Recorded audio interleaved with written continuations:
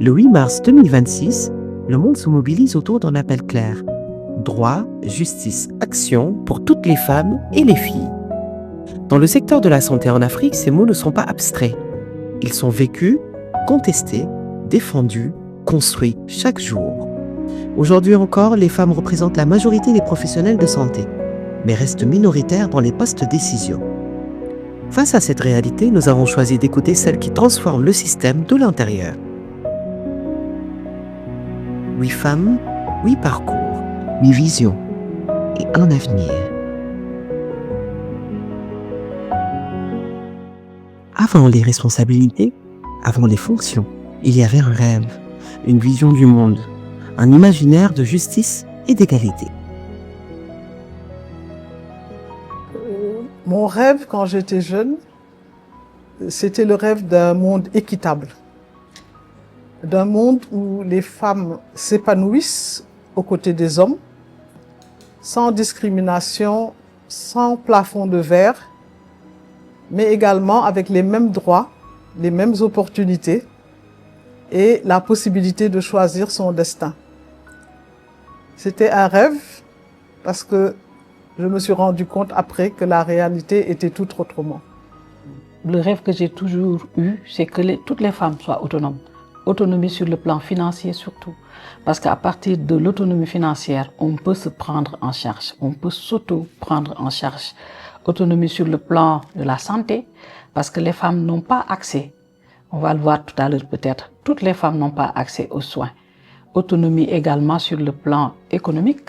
Économique, je vais y revenir, parce qu'il faudrait que chaque femme puisse, à partir de ce qu'elle gagne sur le plan économique, se prendre en charge, mais également prendre en charge sa famille.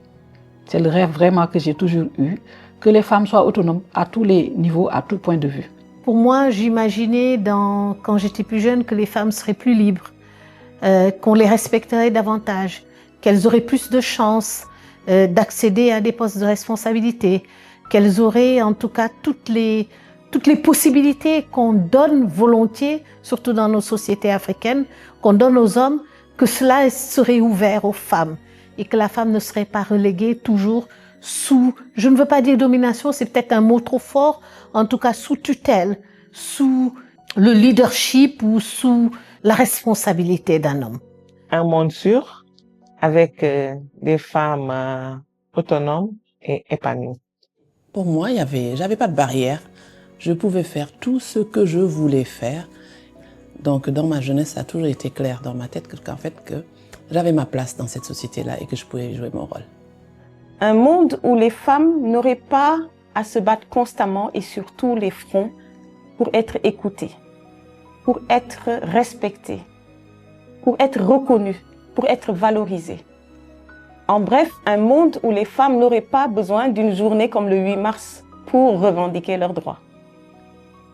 Mais entre le rêve et la réalité, les obstacles persistent.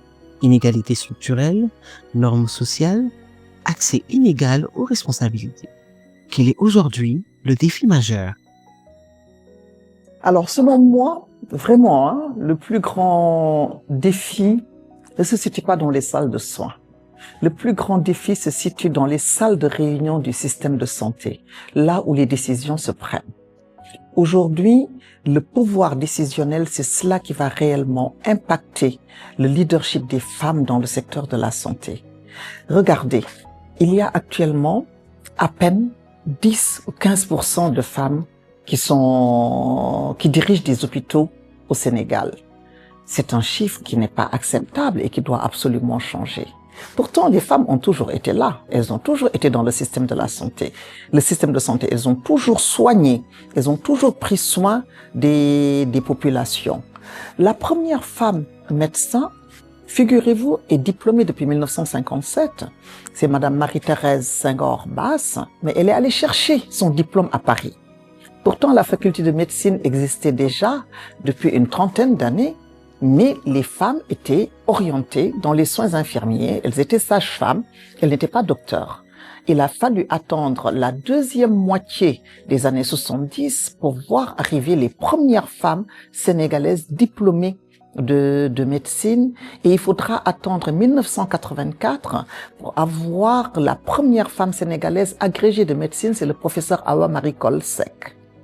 Donc un système de santé où les femmes sont très présentes dans les salles de soins, mais ne sont pas présentes dans les instances décisionnelles.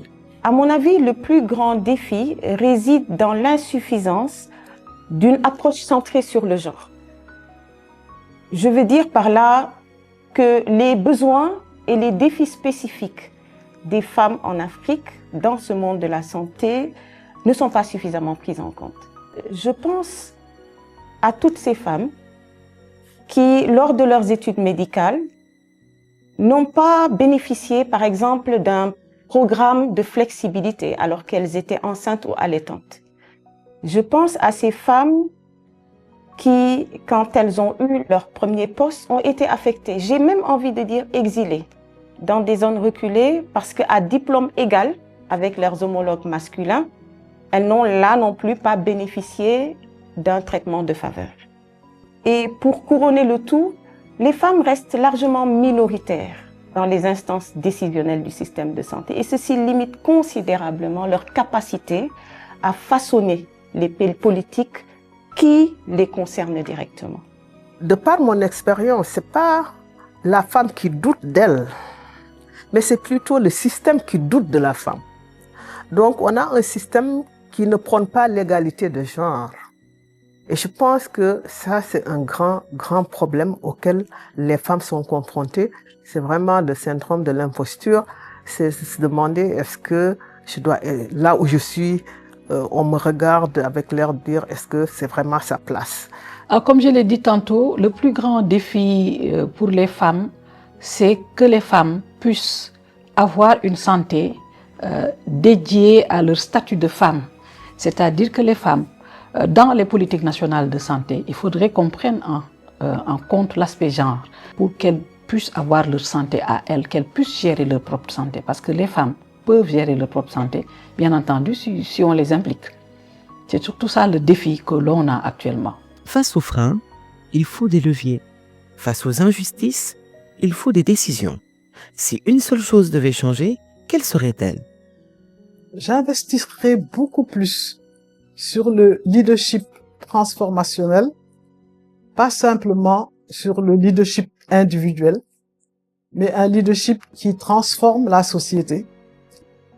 Et pour cela aussi, je nommerai beaucoup plus de femmes à des postes de décision et je renforcerai surtout le pouvoir des femmes aussi au niveau communautaire, car c'est là où nous avons tous les besoins et c'est là aussi que nous avons le maximum d'impact.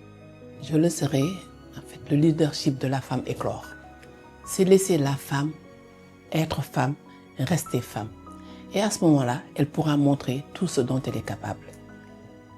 Par exemple, dans l'armée, certes, nous avons des limites qui sont physiques, qui sont anatomiques, qui sont physiologiques, mais n'empêche que nous sommes des bâtisseuses et que nous pouvons aller même au-delà des hommes.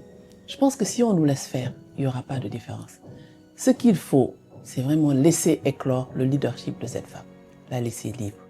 Je pense que je mettrai davantage en place des programmes de mentorat et de formation dédiés spécifiquement aux femmes. Et ces programmes consisteraient à créer des réseaux de soutien où les femmes leaders pourraient accompagner d'autres femmes dans leur parcours professionnel, les aider à surmonter les défis qu'elles rencontrent et les encourager à développer des compétences en leadership et en gestion et aussi à aspirer à des postes de leadership. La parité obligatoire. La parité pas vue comme un symbole, mais la parité vue comme un levier décisionnel. Mais la parité qui veut dire que chaque fois qu'une femme remplit les conditions, elle est obligatoirement poussée en avant à la table du pouvoir décisionnel. Regardez combien il y a de sages-femmes quand vous rentrez dans des structures de santé. Elles sont sages-femmes, elles sont infirmières, elles sont aides-infirmières, elles sont anesthésistes, elles sont.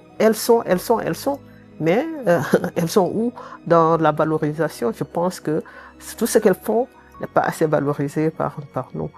Et ça, c'est si je pouvais changer, en tout cas, ça, je le ferais. Derrière chaque leader, il y a une génération qui observe.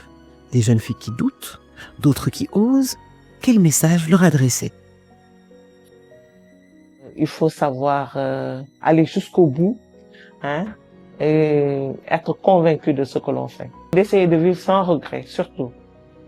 Le pouvoir ne se donne pas, il se prend. Et que j'invite toutes les jeunes filles à ne plus seulement soigner le système, mais à le diriger. C'est vraiment le message que j'aimerais lancer à l'endroit des jeunes filles. Je leur dirais que tout est possible. Tout est possible quand on le veut.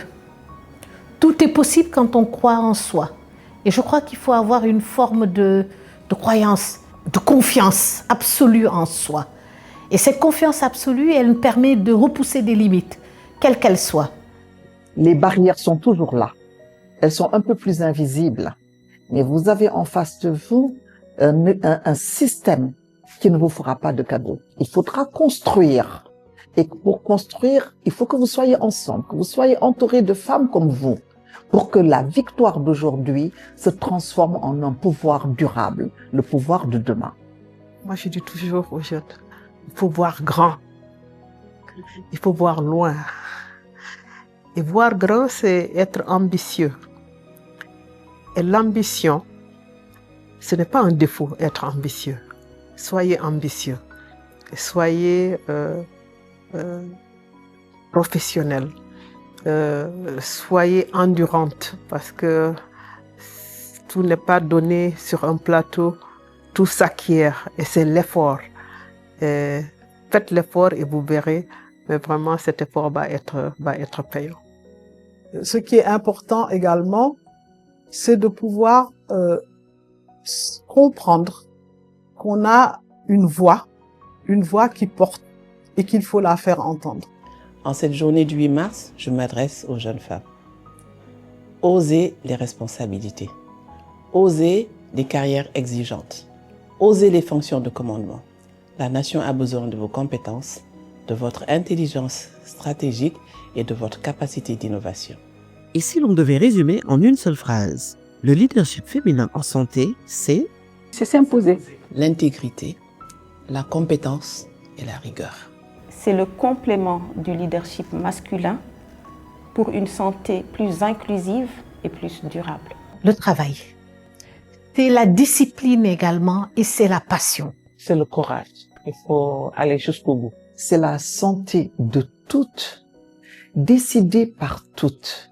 C'est l'élégance dans l'action, mais le leadership féminin, je dirais toujours, c'est l'équité, c'est la transformation de la société. Le leadership féminin en santé, c'est de pouvoir faire des transformations durables, c'est de pouvoir également changer les obstacles en opportunités et enfin de pouvoir être au service des populations qui en ont le plus besoin. 8 femmes, 8 voix et un avenir.